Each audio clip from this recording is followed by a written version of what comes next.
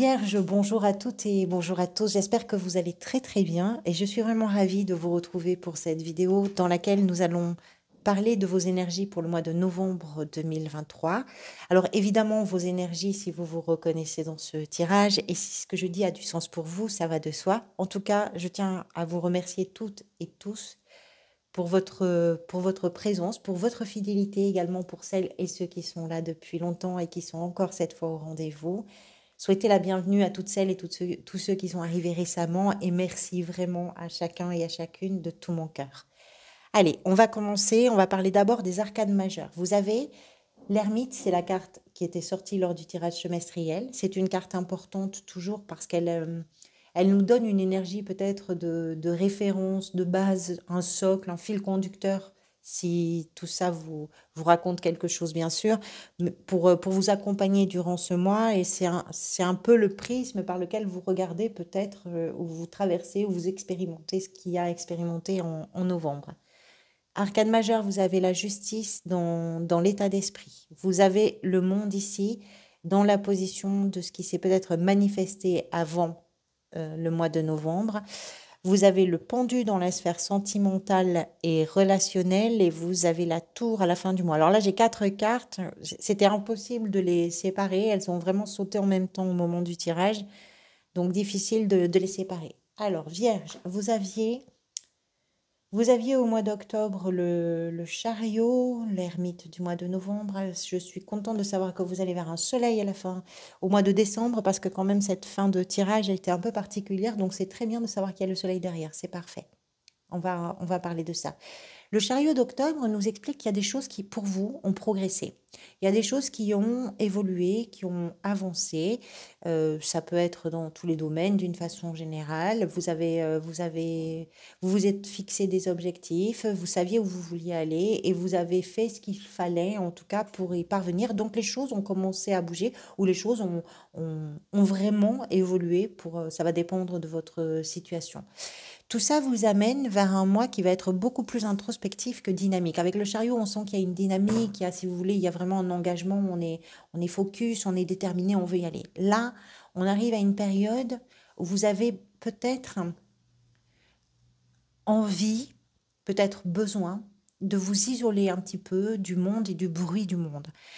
Vous avez besoin de comprendre ce que vous êtes en train de vivre, vous avez besoin d'analyser ce qui se passe dans votre existence. Alors ça peut être très général, ça peut être aussi par rapport au monde tel qu'il est à l'heure actuelle. Et vous avez besoin de comprendre des choses parce que si vous ne comprenez pas ce que vous êtes en train de ressentir, si vous ne comprenez pas ce que vous éprouvez, si vous ne comprenez pas vos émotions, par la sagesse, par l'énergie d'un ermite. L'ermite, je crois, je vous dis pas de bêtises, est associé à votre signe. Donc on est vraiment dans votre énergie. Si vous ne vous accordez pas ce temps de repli, de silence, de réflexion, de tranquillité pour comprendre où vous vous en êtes, ça va être compliqué, vous le savez peut-être, compliqué pour vous d'évoluer sereinement. Vous avez besoin de vraies réponses à des questions qui sont très importantes, à des questions qui sont probablement existentielles, fondamentales, et vous avez besoin de vous accorder un temps pour vous. L'ermite, c'est pas une énergie triste, c'est une énergie sereine, parce que c'est un sage, il fait partie des sages du tarot.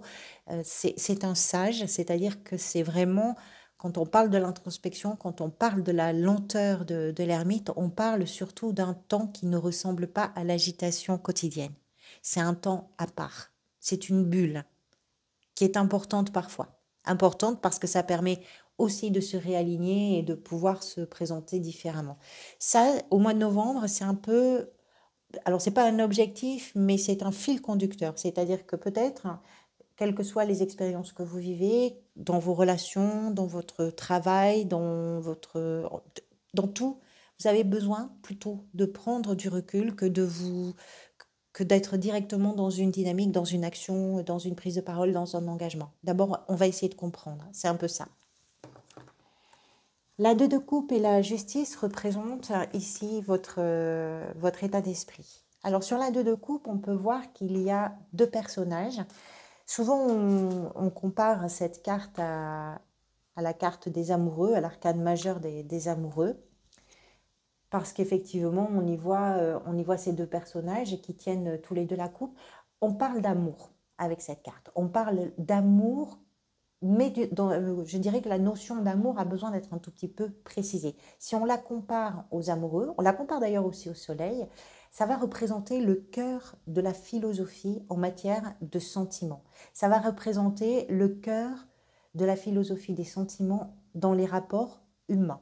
Alors oui, pour vous, ça peut être spécifiquement par rapport à une relation, mais ça peut être d'une façon très générale dans l'interconnexion, dans ce qui nous unit les uns aux autres, dans l'interconnexion, dans l'inter quoi, dans les liens en tout cas, qui sont entre chaque être humain ou qui vous lient vous particulièrement à une personne en particulier.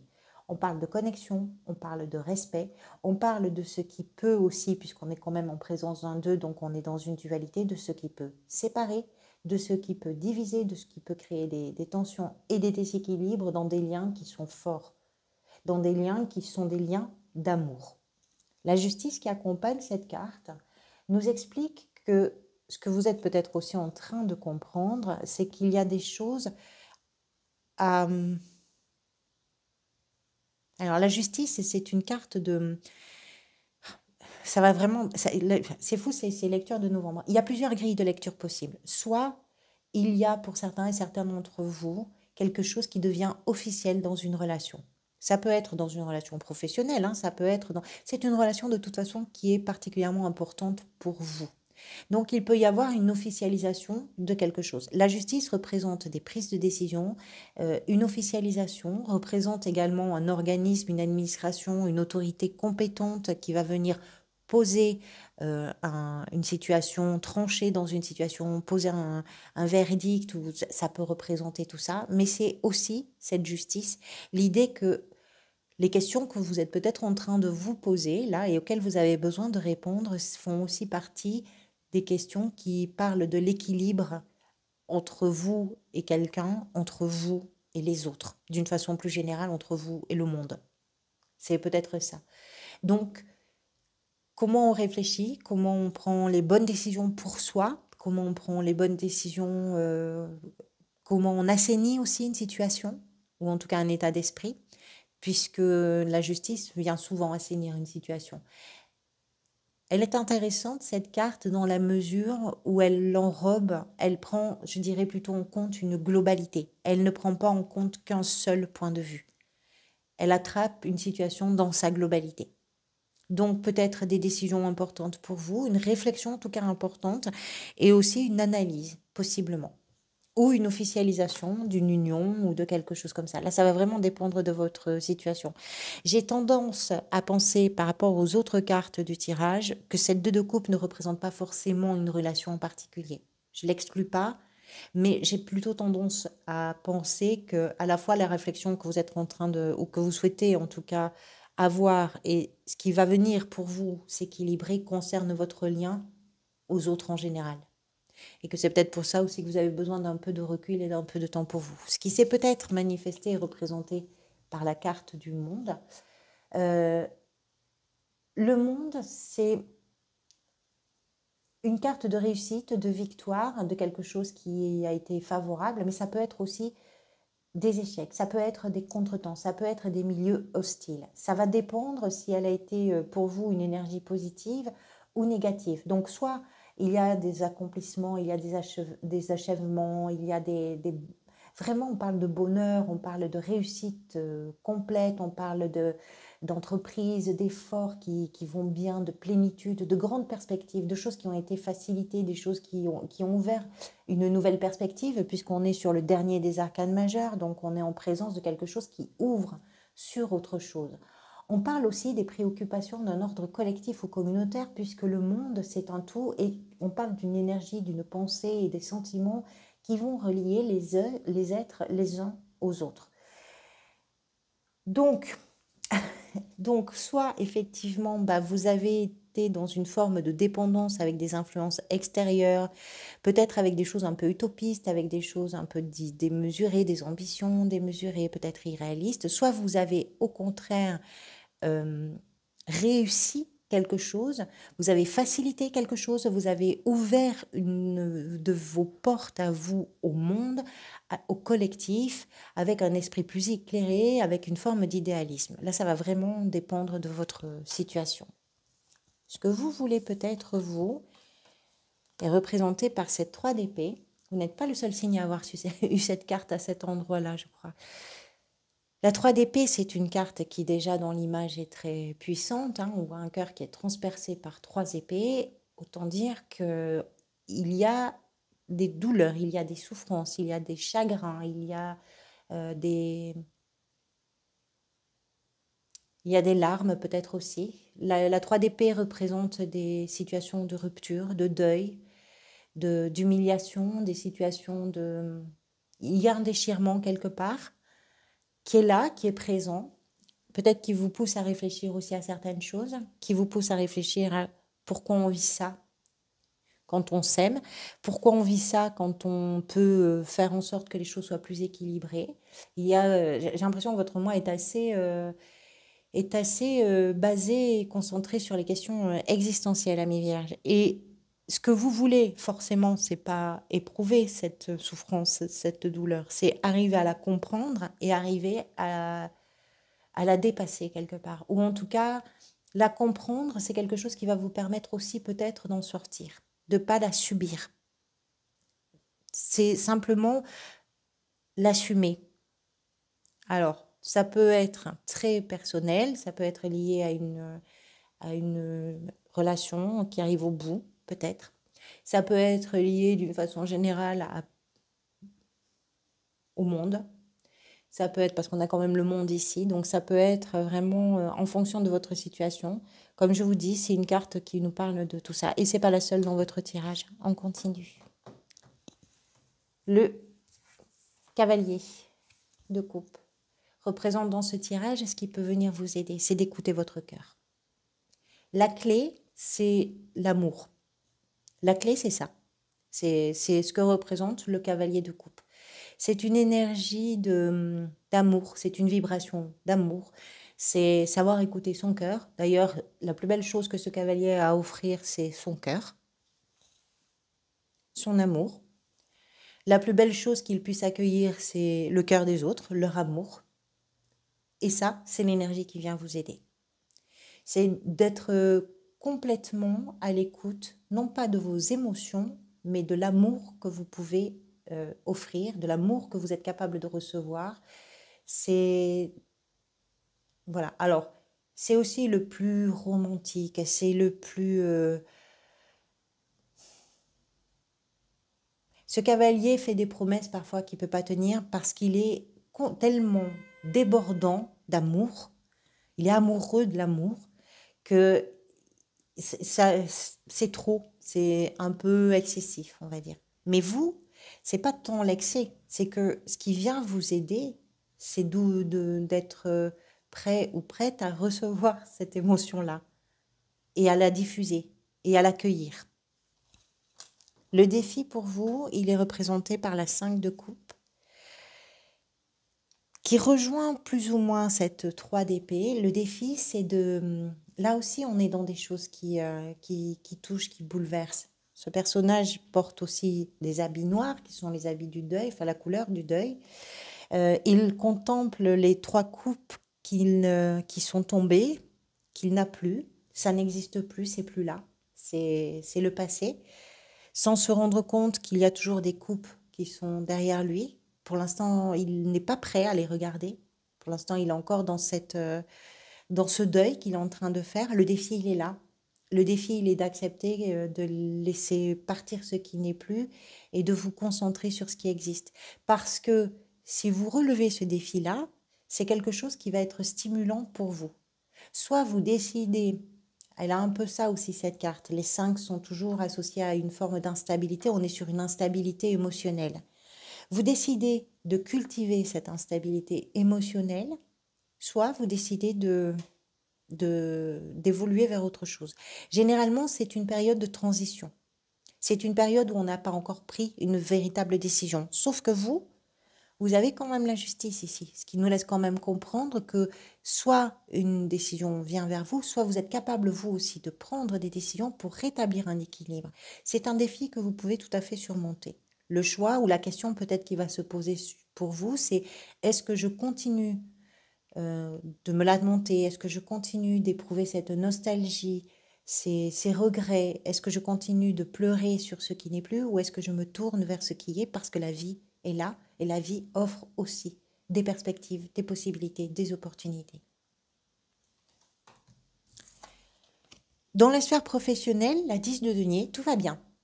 De ce côté-là, les finances, ça va, l'activité fonctionne. Vous vous sentez peut-être sur une période qui va être plutôt rassurante pour vous, plutôt tranquille, ou dans laquelle vous gérez bien les choses. Si vous êtes à la recherche d'un emploi, ben, vous cherchez aussi peut-être quelque chose qui vous permette à vous d'arriver à cette tranquillité. Voilà.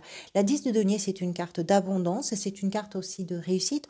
À partir de là, on peut aller plus loin parce que à partir de ce stade, de ce palier, de cette étape-là, les choses vont bien. Donc ça permet d'évoluer, ça permet d'aller au-delà et d'aller de plus en plus loin.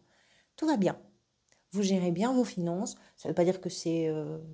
mais ça va bien. Il peut y avoir une rentrée d'argent d'ailleurs pour certains et certaines. La 10 de denier nous explique aussi que pour vous, pour la maison, puisqu'on a aussi cette notion de famille associée à la carte, pour vous et pour la maison, ça va.